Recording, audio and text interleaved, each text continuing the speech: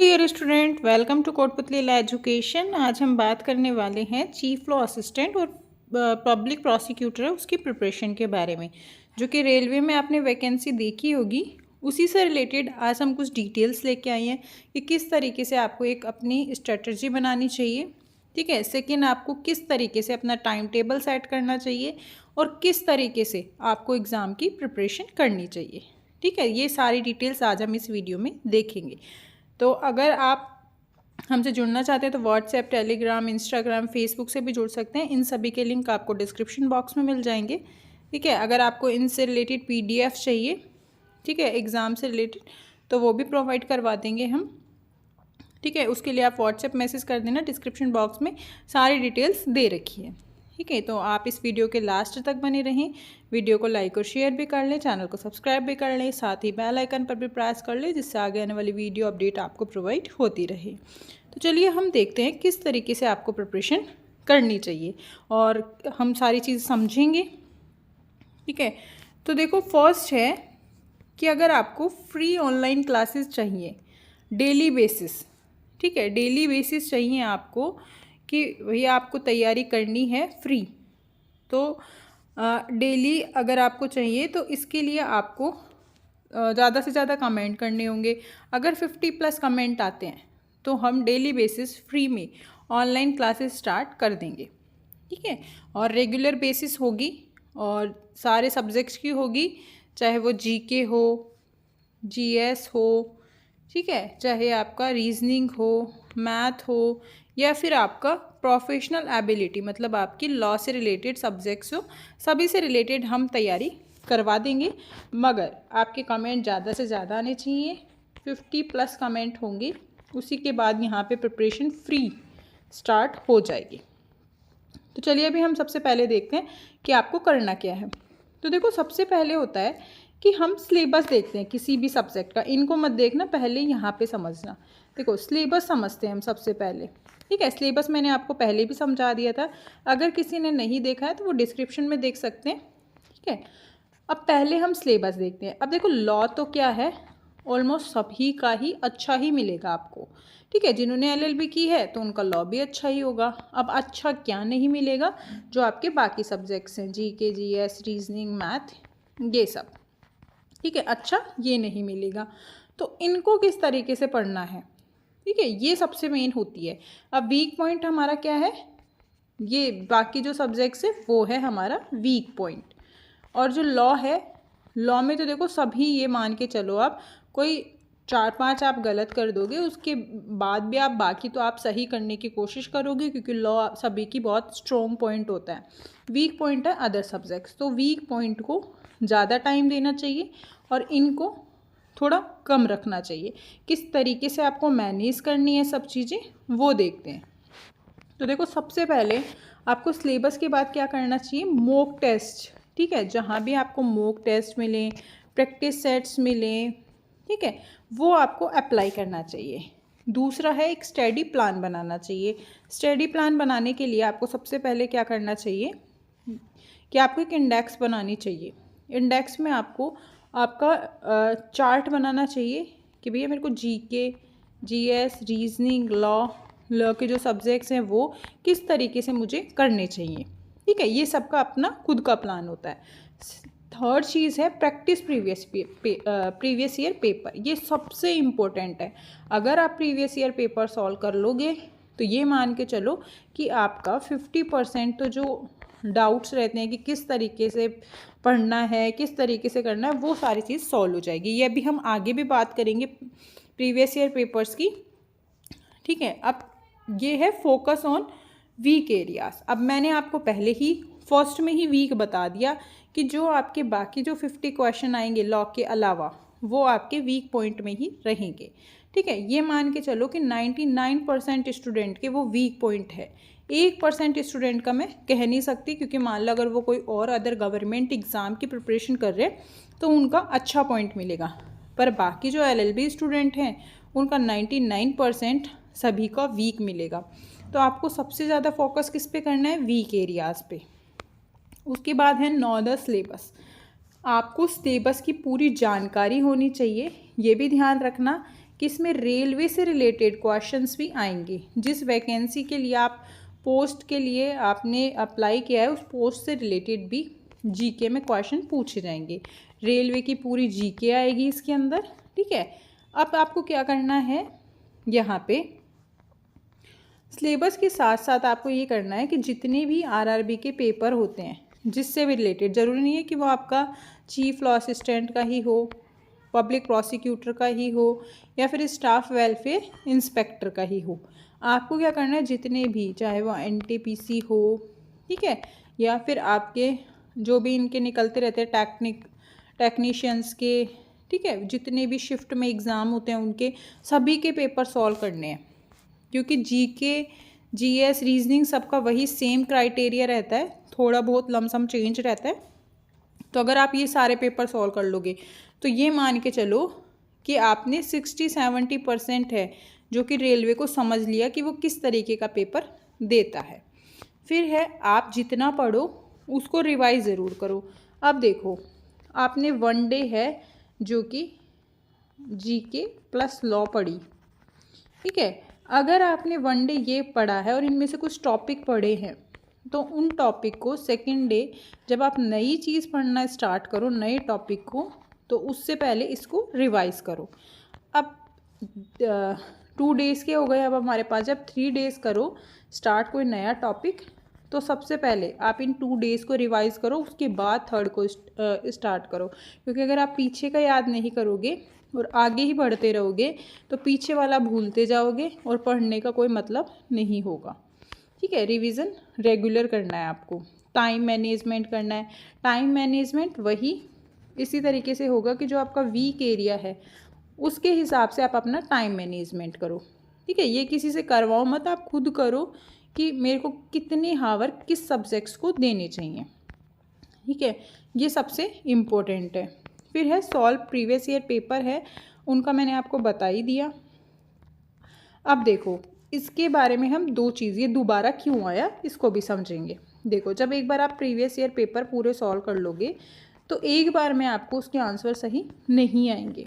फिर आप कुछ दिन बाद दोबारा, जब आप मान लो आपका 50 या 60% सिलेबस कंप्लीट कर चुके हो, उसके बाद दोबारा आपको प्रीवियस ईयर पेपर वही सॉल्व करने हैं, ठीक है। उसके बाद आप अपनी स्पीड और एक्यूरेसी को चेक करो कि आप कितने टाइम में एक पेपर सॉल्व कर सकते हो, ठीक है। उससे क्या होगा, उससे आपकी स्पीड बनेगी, क्योंकि ये सीबीटी मोड पेपर है। ध्यान रखना, सीबीटी मोड पेपर है, तो सीबीटी मोड में क्या होगा, टाइमिंग भी कम रहती है, और फिर मैथ है, रीजनिंग है, तो सभी को टाइम भी देना होगा, लॉ भी है, तो इस वजह से ये चीज़ें ध्यान रखनी है हमें, ठीक है। तो इसलिए स्पीड और एक्यूरेसी यहीं से ही चेक हो जाएगी। उसके बाद है प्रैक्टिस रेगुलरली, मतलब आप ये नहीं कि 2 दिन पढ़ रहे हो और 5 दिन गायब हो। रेगुलर, अगर आप 1 हावर पढ़ रहे हो तो रेगुलर 1 हावर, इसको बढ़ाओ, घटाओ मत, इसको सिर्फ बढ़ाते रहो, घटाओ मत। उसके बाद है करंट अफेयर के लिए आपको अपडेट रहना पड़ेगा, कम से कम 1 ईयर की आपको करंट अफेयर पढ़नी चाहिए इसके अंदर, ठीक है। और डेली जो पेपर एनालिसिस भी कर सकते हो आप, हिंदू रिव्यूज़ वगैरह, और जैसे जो भी पेपर्स आते हैं, जैसे दैनिक भास्कर हुआ तो जैसे उसमें करंट अफेयर है, या फिर आप जैसे कोई भी करंट अफेयर्स की बुक ले लो, उससे भी कर सकते हो, ठीक है। इसके बाद स्टडी मटेरियल है जो कि आपको कलेक्ट करना होगा। स्टडी मटेरियल कलेक्ट किस तरीके से, कि आपको जो है, जैसे मान लो बुक्स है, बुक्स कलेक्ट कर लो, अगर कोई पीडीएफ चाहिए तो पीडीएफ कलेक्ट कर लो, ठीक है। पर सभी कलेक्शन एक साथ, ये नहीं है कि बार बार आपको फ़ोन पे जाना पड़ रहा है या बाहर जाना पड़ रहा है। इससे आपके टाइम मैनेजमेंट और आपके जो एग्ज़ाम से रिलेटेड जो भी पॉइंट ऑफ व्यू है उस पर बहुत इफ़ेक्ट पड़ता है, ठीक है। प्रिपरेशन ठीक ढंग से नहीं आती। Candidate should practise daily, practise according to exam pattern. अब जब आप प्रीवियस ईयर पेपर सॉल्व कर लोगे तब आपको पता लग जाएगा कि एग्ज़ाम पैटर्न क्या है, और उस अकॉर्डिंग आप अपनी प्रैक्टिस कर सकते हो। फिर जैसे मान लो रीजनिंग है, मैथ है, उनके फॉर्मूलाज हैं, वो आप पहले ही एक नोटबुक बना लो, उसके अंदर लिख लो कि इस टॉपिक से रिलेटेड ये इसका फॉर्मूला है।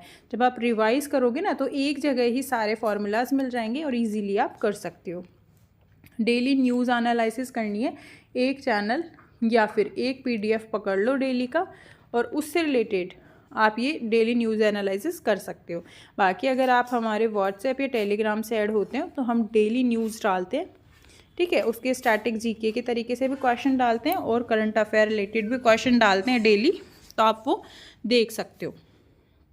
डिस्क्रिप्शन बॉक्स में लिंक है वहाँ से। अब देखो यहाँ बता रखा है कि stay update about national and international event, more emphasises on domestic affair. मतलब आपको नेशनल और इंटरनेशनल पे फ़िलहाल क्या इवेंट हो रहे हैं, क्या अवार्ड्स चल रहे हैं, क्या करंट अपडेट चल रही है, उसके बारे में आपको अवेयर रहना है और साथ ही में पूरी जानकारी और अपडेट रखनी है। Candidate must also upkeep with various static GK topic. Static GK सबसे इम्पोर्टेंट है, प्लस इसमें रेलवे से रिलेटेड GK भी पूरी अच्छे से याद कर लेना, ठीक है। इसके बाद है देखो previous year question paper analysis आपको किस तरीके से करना है, टेबल अकॉर्डिंग। तो देखो यहाँ इस तरीके से एक टेबल बना लेनी है, ठीक है। इस तरीके से मान लो आपने एक टेबल बना ली। यहाँ आप क्या लिखोगे कि जो मान लो यहाँ आपने 2019 लिख लिया, ठीक है। अब आपको सब्जेक्ट्स लिखने हैं कि मैथ की ये टॉपिक है, जैसे अलजेब्रा है, ठीक है, सिलोजिज्म है, जो भी टॉपिक हैं वो सारे लिख लो, और यहाँ पे कितने क्या क्वेश्चन आए उसके वो लिख लो। लॉ से रिलेटेड है तो लॉ लिख लो, ठीक है। और मान लो ये सारे हो गया, आप अपने टॉपिक लिख लो, जैसे मान लो न्यू लॉ है, BNS है, BNSS है, कॉन्ट्रैक्ट है, जो भी सब्जेक्ट्स हैं वो लिखो, और कितने क्या क्वेश्चन आ रहे हैं वो लिख लो, ठीक है। तो इस तरीके से क्या होगा, आपको ये पता लग जाएगा कि किस टॉपिक के अंदर कितने क्वेश्चन अभी तक आ चुके हैं। तो सबसे बेस्ट होगा कि जब आप उन पेपर को एनालिसिस कर लोगे तो आपको प्रैक्टिस भी अच्छी हो जाएगी, क्योंकि आपको पता रहेगा किस तरीके के क्या क्वेश्चन रहे हैं और किस टॉपिक से ज़्यादा आए हैं। तो उस टॉपिक अकॉर्डिंग हम ज़्यादा फोकस कर सकते हैं उन एरियाज़ पे, ठीक है। ये बेनिफिट रहेगा। प्लस में आपको जितने भी RRB के पेपर हुए हैं उसकी GK, GS, रीजनिंग, ठीक है, ये तो बहुत अच्छे से सॉल्व करनी है। मैथ, ठीक है, बहुत अच्छे से सॉल्व कर लेनी है, क्योंकि अगर ये सब कर लिया ना आपने तो ये सोच लो आपको दूसरे कहीं मॉक टेस्ट की ज़रूरत नहीं पड़ेगी। अब देखो ये सिलेबस है, इस सिलेबस पे ज़्यादा कहाँ फोकस करना है वो भी डिपेंड है। तो सबसे पहले हम ये वाला पोर्शन समझेंगे, उसके बाद ऊपर वाला पोर्शन देखेंगे। तो देखो प्रोफेशनल एबिलिटी तो सबका ही बढ़िया रहता है, ठीक है। A1 कि मतलब मान लो पढ़ के भी आप बहुत अच्छे से समझ जाओगे, ज़्यादा दिक्कत नहीं आएगी। बात है जनरल अवेयरनेस की, general intelligence and reasoning, mathematics और जनरल साइंस की। अब इनके क्वेश्चंस को देखना होता है, और प्लस में ध्यान रखना कि 1/3 नेगेटिव मार्किंग भी है। अब देखो यहाँ क्या करना है, मैथमेटिक्स है, तो मैथमेटिक्स का आपको डेली एक टॉपिक लेना है, प्लस में उसके फॉर्मूलाज और उसके एग्जाम्पल डेली करने हैं आपको, ठीक है। 1 आवर मान के चलो, प्लस में एक टॉपिक। उसके बाद है जनरल इंटेलिजेंस एंड रीजनिंग, तो इसका भी आपको एक टॉपिक लेके चलना है। जैसे मान लो फॉर एग्जांपल कोडिंग डिकोडिंग लिया तो आपको 30 मिनट भी बहुत है, ठीक है, और साथ में प्रैक्टिस भी करनी है। उसके बाद जनरल अवेयरनेस, तो GK हमेशा मॉर्निंग के टाइम में करनी चाहिए, ठीक है। टाइम टेबल किस तरीके से कि जो GK है वो हमें मॉर्निंग के टाइम करनी चाहिए, तो क्योंकि उसमें क्या है आपके करंट अफेयर प्लस हिस्ट्री ये दोनों आ जाती हैं, ठीक है। Indian geography, culture and history of India, इन सभी के अलग अलग हम PDF भी देते हैं, वो भी परचेज़ कर सकते हो। बाकी आप जैसे करंट अफेयर के लिए भी अपडेट फ्री में मिलती है आपको, ठीक है। डेली बेसिस हम करंट अफेयर डालते हैं, तो वहीं से आपको डेली बेसिस ही करनी है। प्लस में 1 ईयर की तो कम से कम करंट अफेयर करनी है, प्लस में रेलवे की भी करनी है आपको, स्टैटिक GK करनी है, ठीक है। ज्योग्राफी हुआ, culture and history of Indian ये हुआ, पॉलिटी हुई, तो पॉलिटी तो कॉन्स्टिट्यूशन के अंदर भी आ जाएगी, इकोनॉमिक हुई, ठीक है। ये सारे आपको स्पोर्ट्स हुए, तो ये डेली 1 आवर करना ही है आपको, क्योंकि ये आपको सभी सब्जेक्ट्स के साथ रखना पड़ेगा। उसके बाद है आपकी यहाँ पे साइंस। साइंस आपको 10th स्टैंडर्ड की CBSE सिलेबस की करनी है, ये ध्यान रखना, CBSE सिलेबस की करनी है। और इसको डेली आपको ये मान के चलो 10 to 15 क्वेश्चन करते हुए चलने हैं इन सभी सब्जेक्ट्स के साथ। तो आपके कितने हो गए, 2 हावर तो ये हो गए कंप्लीट अगर आप इनको दोगे तो। और फिर आती है हमारी लॉ की बात। तो देखो लॉ जैसे पब्लिक प्रोसिक्यूटर का देखते हैं हम सबसे पहले। तो देखो लीगल कॉन्सेप्ट है, इसको आपको सबसे लास्ट में करना है ये वाला, ठीक है। इसमें क्या है, प्रॉपर्टी, एक्विजिशन और पोजीशन, ऑनरशिप, इनके बारे में बता रखा है। तो इसमें सभी लॉ रिलेटेड आ जाएंगी, जिसको हम सिविल लॉ बोलते हैं, वो सारी चीज़ें आ जाएंगी। क्रिमिनोलॉजी पैनोलॉजी के साथ आपको जो है जैसे न्यू लॉ करनी है, जैसे BNS है, BNS प्लस क्रिमिनोलॉजी कर ली। जनरल प्रिंसिपल ऑफ क्राइम है, वो करना है। तो इन सभी को मतलब मान लो अगर आपने फर्स्ट में क्रिमिनोलॉजी एंड पैनोलॉजी ली है तो डेली 1 हावर आपको लॉ की प्रैक्टिस करनी है। चाहे कोई भी टॉपिक उठा लो आप अपने पहले, ठीक है, ये कोई भी उठा लो, उसमें आपको सबसे पहले 1 हावर करना ही करना है, ठीक है। ये नियम है। चीफ लॉ असिस्टेंट है, तो जैसे इंडियन कॉन्स्टिट्यूशन में बहुत ज़्यादा है, तो इसको GK के साथ आप ले सकते हो, ठीक है। GK के साथ अगर आप इसको करोगे कॉन्स्टिट्यूशन को तो इजीली समझोगे। उसके बाद है जैसे लॉ ऑफ टॉर्ट है और हिंदू लॉ है। हिंदू लॉ जैसे इजी है थोड़ा, तो इसको जैसे सबसे लास्ट में ले लिया आपने, ठीक है। टॉर्ट भी सबसे लास्ट में ले लिया, इन दोनों को साथ कर लिया। जैसे अब न्यू लॉ है, न्यू लॉ किसी के पढ़े भी नहीं है ज़्यादा, तो आप इनको जैसे पहले ले लो। उसके बाद ज्यूरिस्प्रूडेंस है, ठीक है। मतलब इस तरीके से कि सिविल लॉ आप सारा एक साथ करो और क्रिमिनल एक साथ, मिक्स मत करना, नहीं तो समझ में नहीं आता, ठीक है। तो इस तरीके से अपना एक टॉपिक लेके 1 हावर इसको देना है। साथ में प्रीवियस ईयर पेपर को भी लेके चलना है कि किस तरीके के क्वेश्चंस दे रखे हैं। साथ ही में आपको कहीं से भी प्रैक्टिस सेट मिलता है तो उसको भी आप सॉल्व करने की कोशिश ज़रूर करें, ठीक है। तो इस तरीके से अपने को पूरी प्रिपरेशन करनी है। अगर ये रूल्स फॉलो करते हो तो आपका जो है मतलब मेरिट लिस्ट में भी नंबर आएगा और साथ ही में आपके जो एग्ज़ाम रिलेटेड जो भी पॉइंट्स है, वीक एरियाज़ हैं, वो भी कंप्लीट होंगे। तो आगे भी ऐसे ही लीगल अपडेट्स के लिए आप हमारे चैनल के साथ बने रहिए।